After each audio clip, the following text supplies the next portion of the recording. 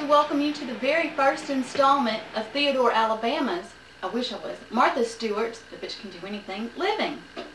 And we have a lot of interesting surprises for you. There are a lot of people to meet in Theodore, Alabama, and a lot of things that you can do, especially around your homes.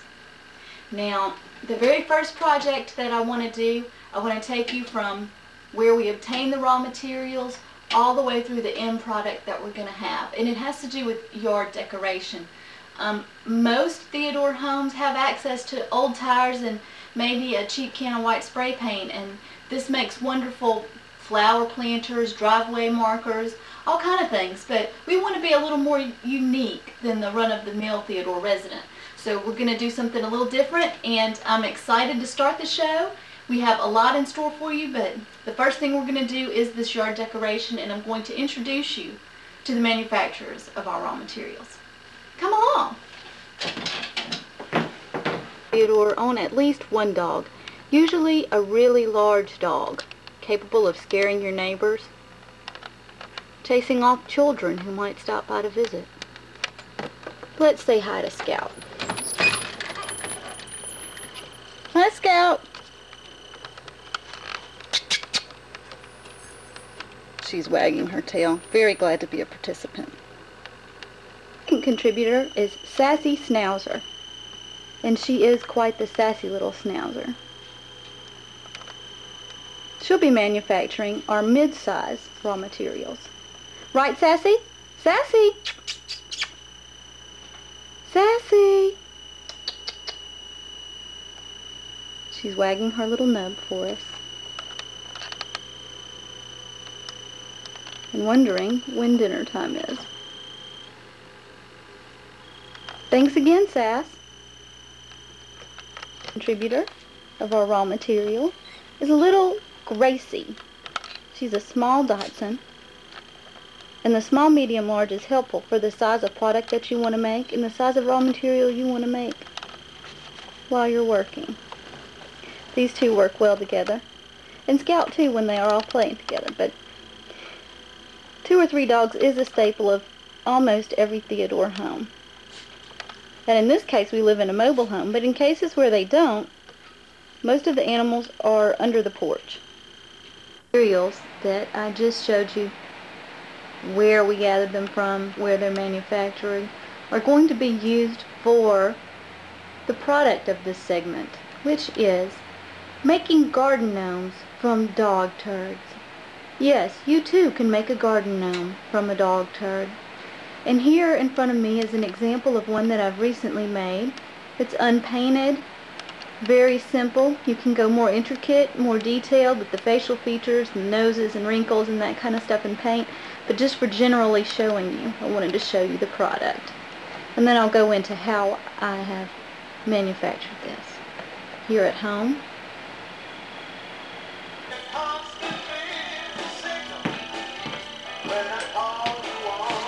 First off, it's very important to have good music to work by. I recommend Robert Cray. Secondly, for this project, you definitely need to wear protective gloves.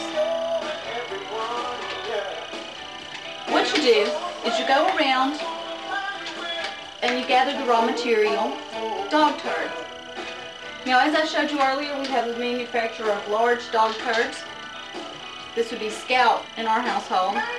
So you follow around where she stays, and hopefully you'll get some hefty ones that can be readily molded into maybe the torso or the whole body. Depends on how big the gnome you want to make, so what size of dog turd that you use. This is a Sassy product. As you can see, it's considerably smaller. And these are little Gracie turds. These are even smaller than that. You can see here the large, the medium, and the small. Now, sometimes they make little things that are pellets. I wouldn't waste my time with these. Just picking them up and gathering them takes far too long for what you're trying to do, unless you want to use them for maybe some facial features or something.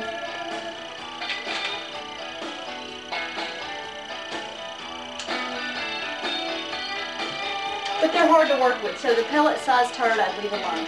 And also, the other thing, I only picked it up to show you by example, but the other thing to leave alone is the pile of dog shit.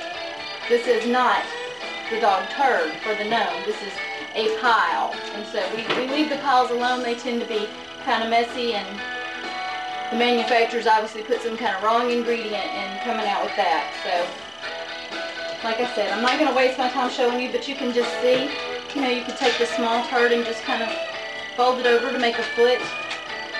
Get another one of those for another foot. You know, maybe keep a couple out to make arms out of. Take the medium-sized turd and squish it around maybe into a torso. And what you want to do after you finish your dog turd garden gnome is to let it dry out some and get real solid in the sunshine. And then you can even press patterns. See how my gloves are pressing a little pattern into this. And then find a little place, either in a flower bed or by your driveway or someplace you want to accent it and highlight it. Maybe you don't want to put it outside. Maybe you just want to set it on a shelf. Either way, you can use our little garden gnome for a variety of things. Again, don't waste your time with pellets unless you have a specific purpose for them. Avoid the pile. And pick the size of turd according to the size of gnome that you want to make. Thank you for your time, and we're going to now go to commercial.